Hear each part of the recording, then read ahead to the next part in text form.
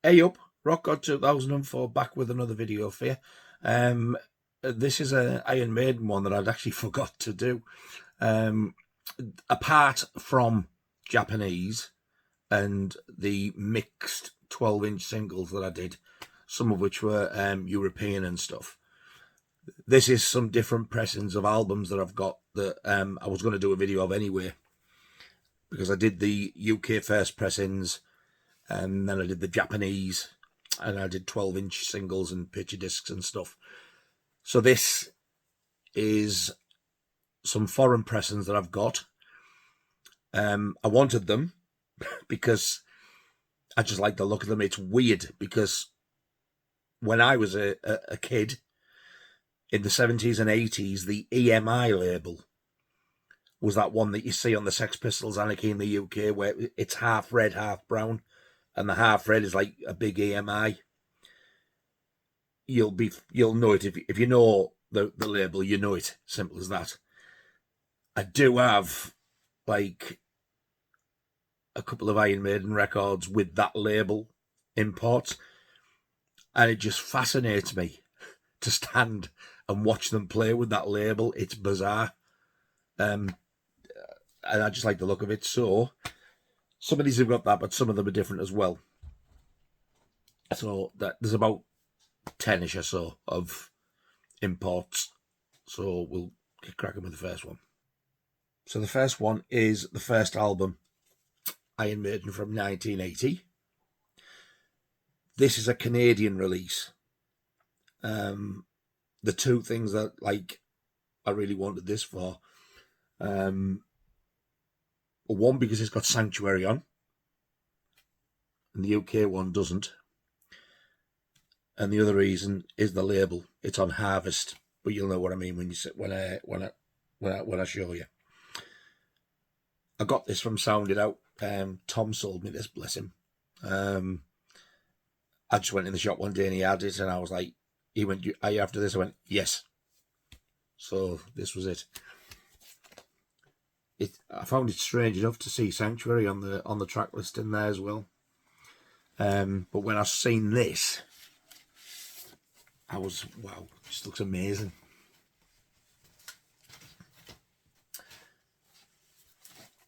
And to see this on the turntable, it's so strange. First Iron Maiden album with that label.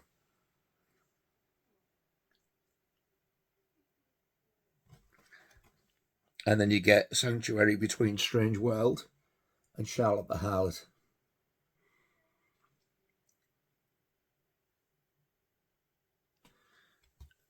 It probably doesn't bother some people, but things like that sort of like excite me. Something different. Usually when I see the Harvest label, the first thing I think of is 80s Scorpions, mainly like the Love Drive and Animal Magnetism era. I also think of early Deep Purple and Wizard. So to see Iron Maiden on that label, it's strange, but in a good way. I love it. So that's the Canadian pressing of Iron Maiden from 1980. Second one is another pressing of the first album, Iron Maiden, from 1980. This one is from Greece. It's got the same track listing as the UK one. There's no Sanctuary on side 2. I think having Sanctuary on, to the best of my knowledge, was a US and Canada release only. Bit of a giveaway for me.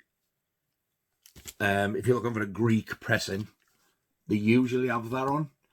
Now, to me, that says it is from Greece. If I'm wrong, I don't know. I'm only going by what I've seen.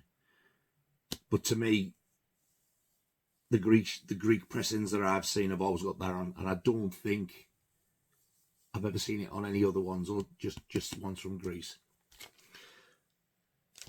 So this one is on that EMI label I was telling you about, the brown and red one. But what I couldn't believe about this, it still has the black inner sleeve like the UK one, but this is poly-lined as well.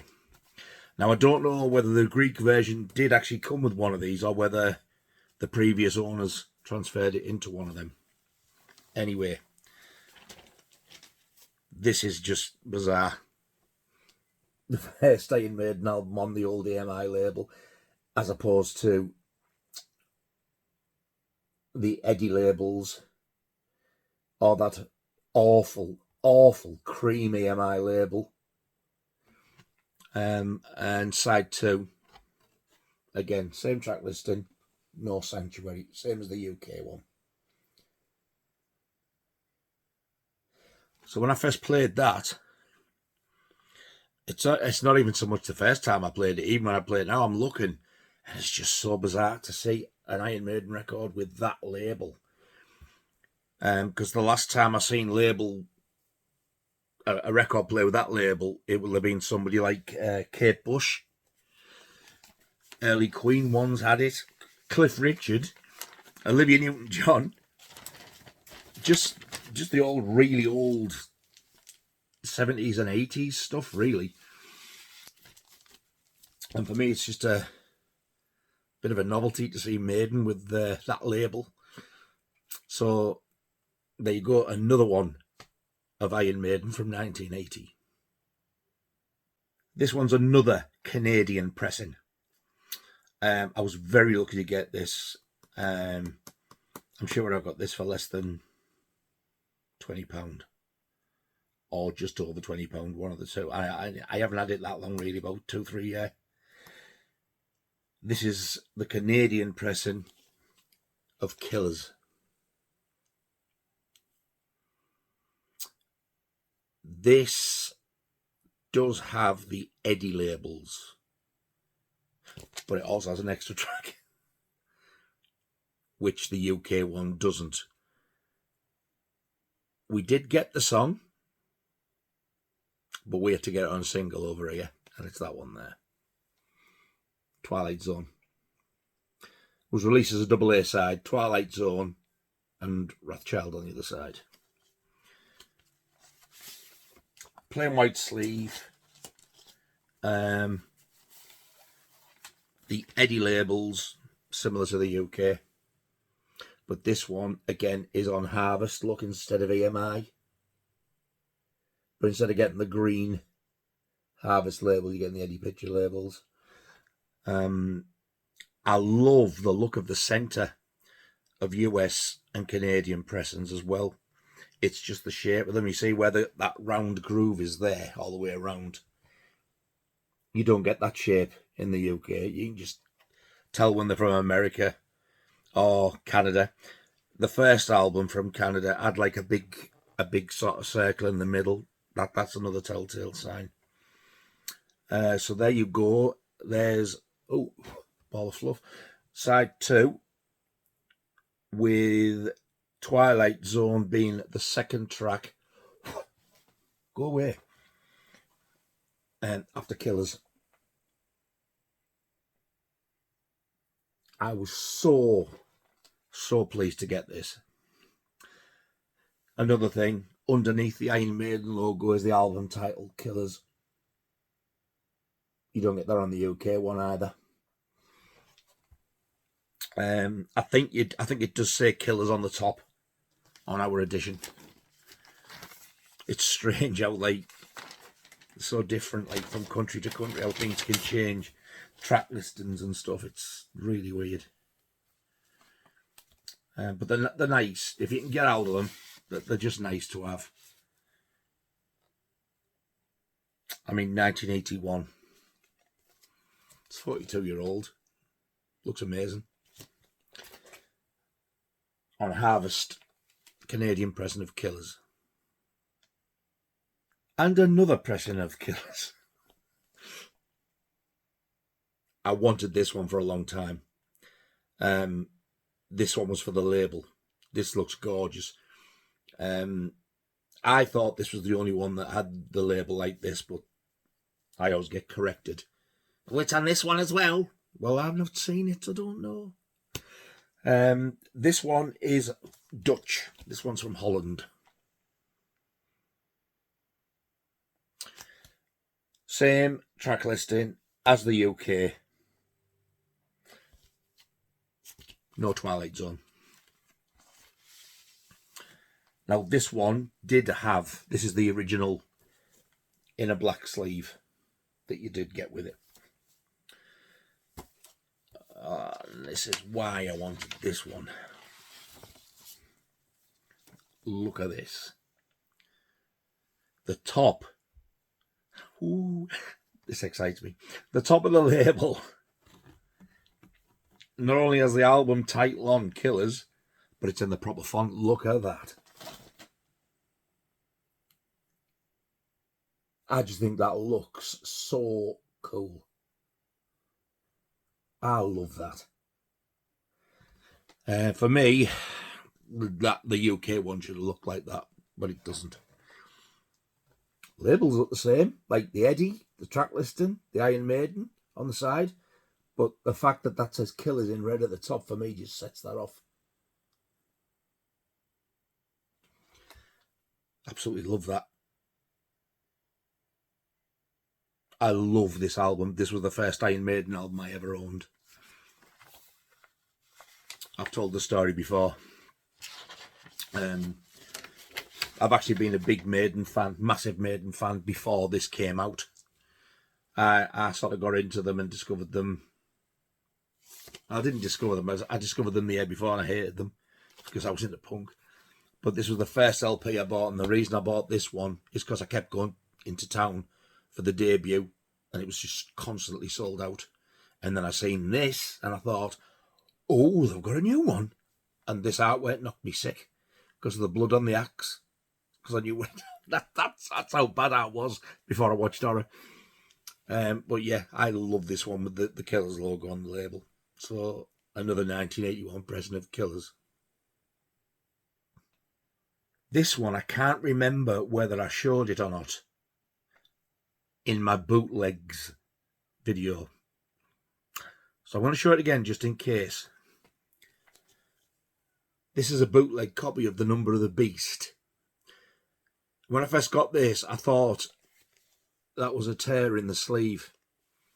Like it's been ripped, whether a price sticker's been ripped off or what. But that is actually part of the photo where the sleeve's been scanned. So that's actually not an official sleeve, even that's been scanned. Do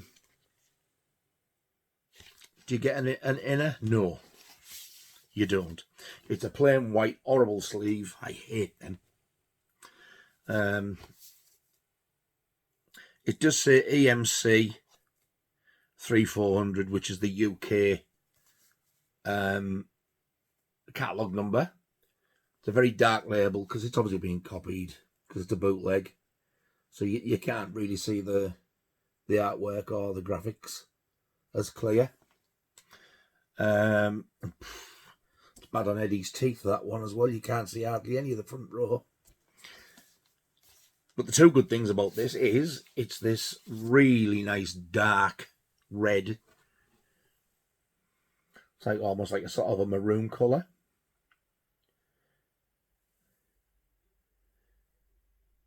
That's side one. And if you look, the other good thing about it, side two, where it says, The Number of the Beast, Run to the Hills, Gangland, and Hallowed Be Thy Name. But if you look, count them tracks as 5. 1, 2, 3, 4, 5. After Hallowed Be Thy Name, they haven't listed it, but they've put Total Eclipse on, which was a nice little bonus. I think if they'd have made the inner sleeve as well, that would have been a really nice collectible bootleg. I mean, it still is now, really, but there's nothing really special about it apart from the colour and the fact that they've added Total Eclipse on. It's just a copy of the third album, really. which is obviously well, I'm saying obviously, my favourite album of all time, The Number of the Beast. So that's a bootleg copy. Don't know where it was made, don't know where it's come from. 1982's The Number of the Beast. This one is another Grease pressing. Again, it's The Number of the Beast.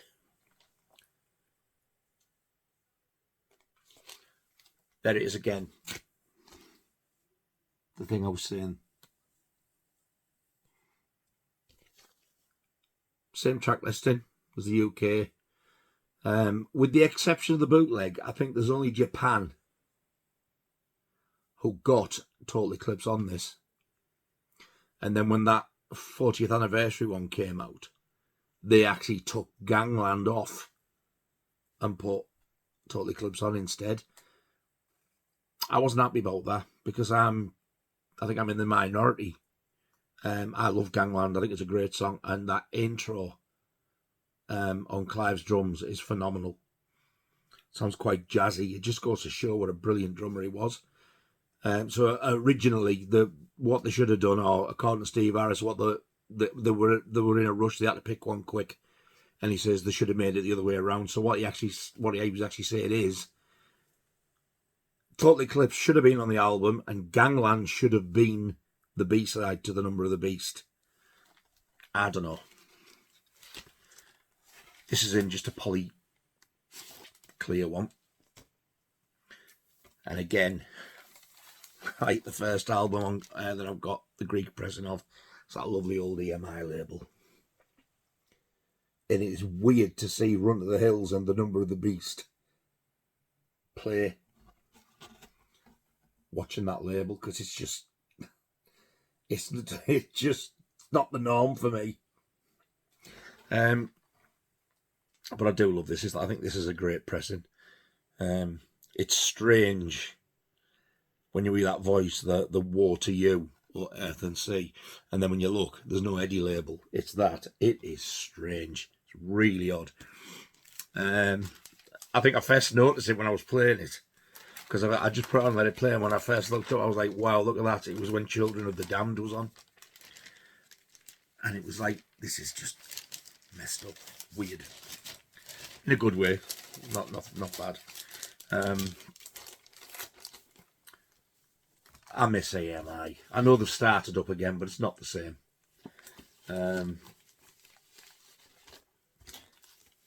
I miss Iron Maiden being on AMI.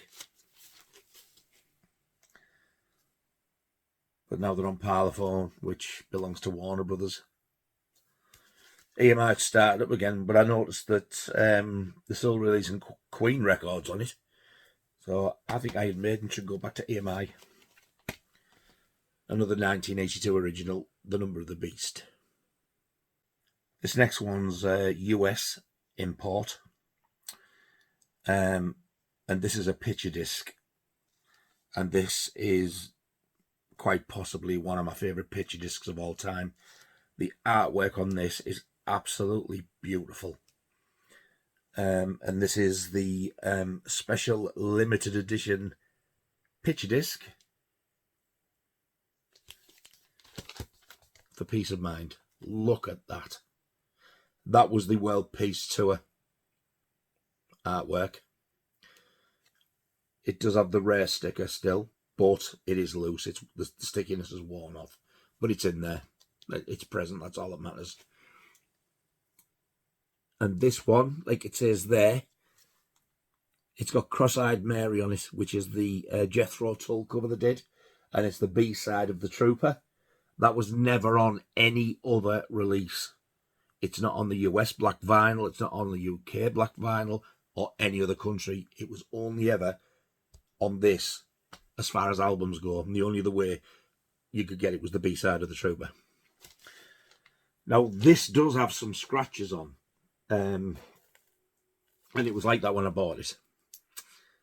But it doesn't skip or anything. It does play. It looks worse than what it sounds. I'll show you.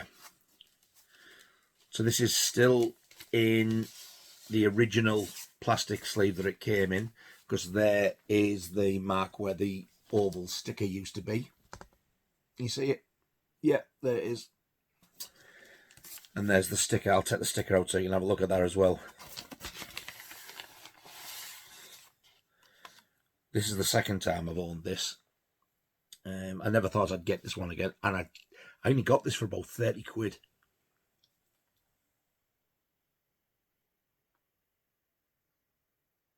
Pretty good, huh? So put that back in there where it's safe, and then I'll show you this. That's the other side of the picture disc. There is a cross-eyed Mary on the underside one, and the other is, again, the Trooper there, and To Tame a Land to finish off, and it's on capital. The scratches that I'm on about is on side one. I mean, I have played this once or twice, but thankfully they're not deep. You can hear them, but they're not too bad. I don't know if they've been done accidental or whether somebody's gone. I'll see if I can get it. It's on the last song, which is Cross-Eyed Mary, funnily enough.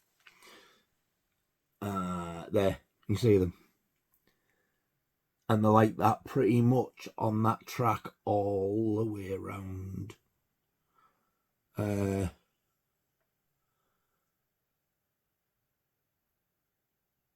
But they just sound like crackles. It doesn't affect it too much. It plays all right. They're not deep. Doesn't jump, doesn't skip. So there's no massive issues. This is collectible as hell now. And it seems to go up in value quite a lot now as well. There's the other side with the brain. I played this record to death. The black vinyl one when it came out. Absolutely blew me away. It seemed to be that everything they released, it was just seemed to be it was different. They never sounded like, oh, you all sound the same, which people have actually sort of said that they do, but each to their own, I suppose. But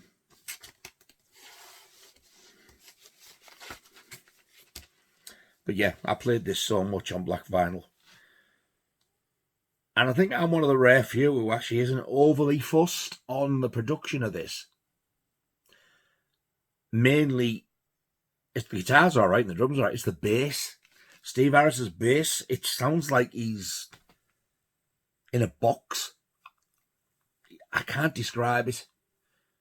I reckon if you're a keen bass player and you know their bass lines, you'll know what I mean.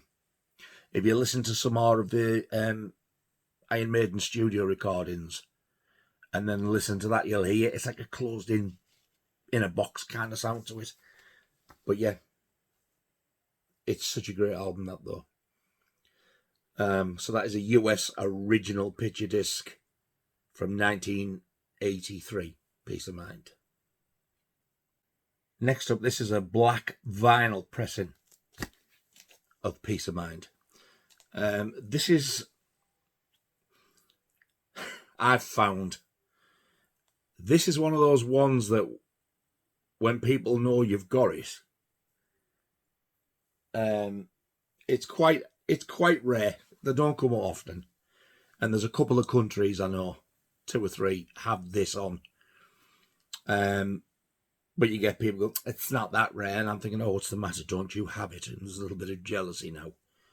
It's like, so if somebody's got it, you may be very envious, but don't piss on their bonfire, trying to prove them wrong by saying it's not hard to get when it is. I'll explain why. This Portuguese one, like the UK, it does have the gatefold sleeve. Exactly the same. Until you get to the track listing. And people who know about this are going to know what I'm going to say. The last song on side 2, To Tame a Land, originally wasn't called that. It was originally called June, as in the Frank Herbert novel and the film. So they called the song June. They then asked Frank Herbert if they could use the name. Why they asked him, I don't know. And apparently Frank Herbert said something on the lines of, no, I hate heavy metal bands and I particularly hate Iron Maiden. No. Unfortunately for Mr. Spotty Herbert, some of them had already been made and got out. There's June. June is basically now To Tame a Land. I've heard that some have it on the cover and not on the labels. I've heard some of it on the labels, not on the cover. I don't know what to believe, but mine's got it on both. I don't know if that's normal. I'm not going to argue with anybody. I'm just telling you what I know from where I've been told and where I've read. So there's side one. Same labels as the UK one as well. The brain with the veg. And side two. And there, right at the bottom, is June. Not To Tame a Land. 7 minutes odd. Trying to get it focused. Look, get in there, you sod, you. It won't focus. You can see it's there anyway. June, right at the bottom. The Trooper, Still Life, Quest for Fire, Sun and Steel, June. And it isn't easy to get. Well, I've got it and I've got that. I don't care. It's not easy to get. And when I got that, I think I was shaking because I never thought I was going to get one. The first time I was told about it, I didn't believe it because I thought it was just a rumour. Well, I've never heard of it, and I've never seen one. And then I just searched for it one day, and then lo and behold, there it was. So I thought, yeah, I'm having that. Shame if they couldn't keep the title, like, but there you go.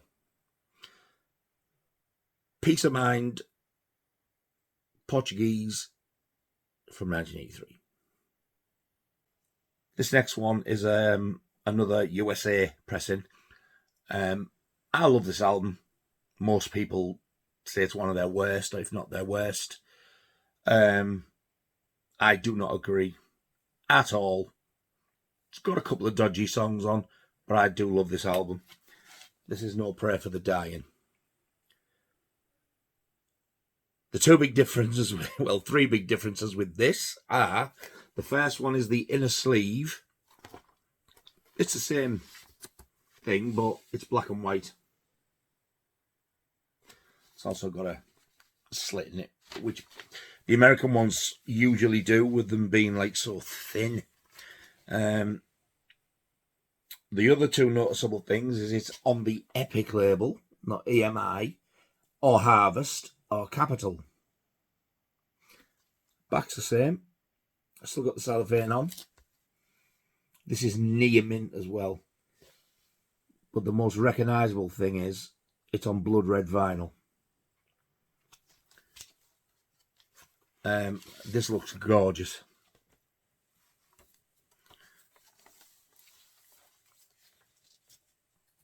Look at that.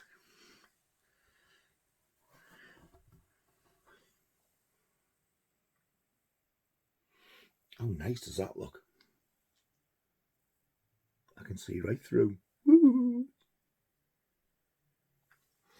Side one.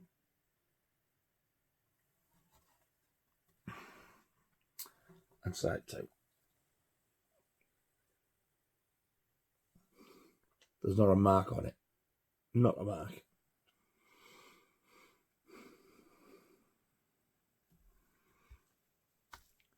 And it sounds fantastic. It's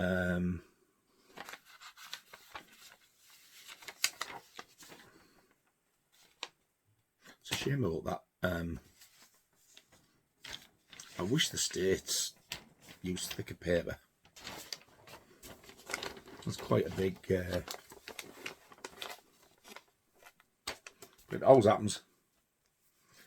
I've got some American pressings because the sleeves are that thin. Like, you get the bottom on both sides. You've got like dirty, great big rips in where the record's banged about the sleeve, and it's just tore them. But apart from that, this is like as new. The record, the sleeve, which is still in the cellophane, it's just been done there. So 1990, red vinyl on Epic Records from the USA, No Prayer for the Dying. This is the last one, and I cannot for the life of me remember whether I did it on my bootlegs one, because this is a bootleg, it's unofficial. This is single LP, picture disc. I'm pretty sure now I've said that I did show, but never mind.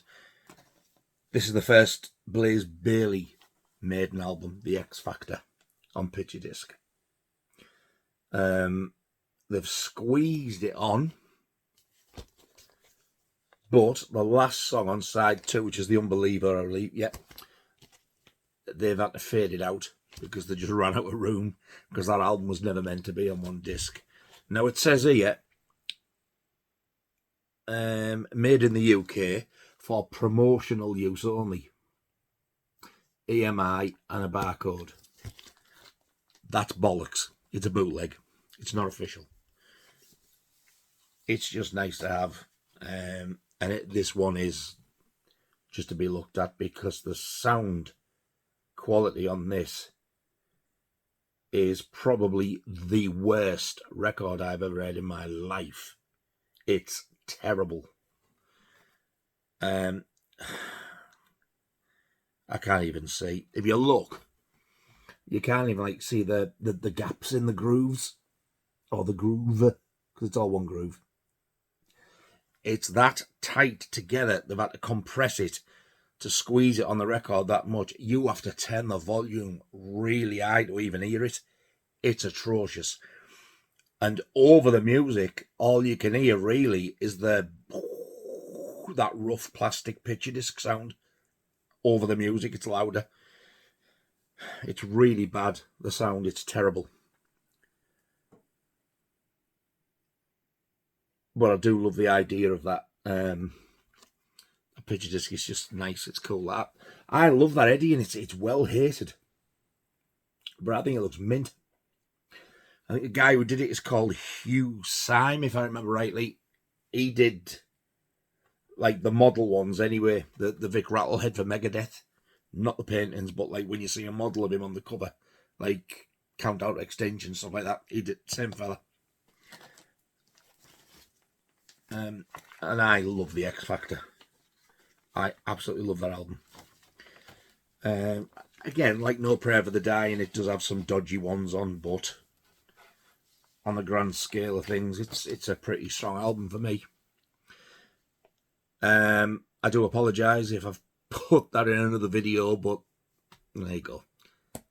I don't think it was made in the UK, which is why I've included it again now. So that is a picture disc copy, probably not out at the time, probably years later, of 1995's The X Factor.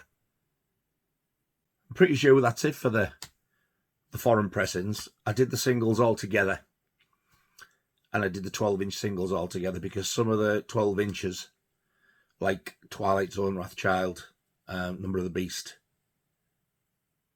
The Trooper, Black Vinyl, Flight of Icarus, Run to the Hills, they were never released over here as 12-inch singles. Flight of Icarus was, but it was picture disc only.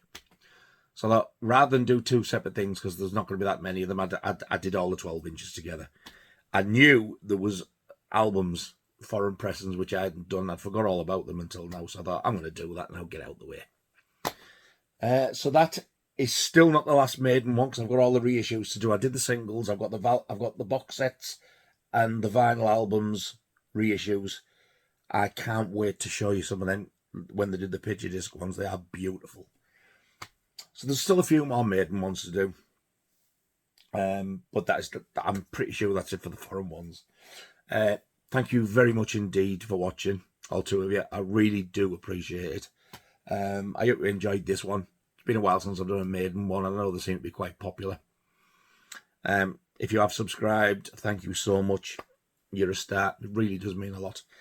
and I will see you very soon on the next video. You all take care of yourselves. Ta-ta.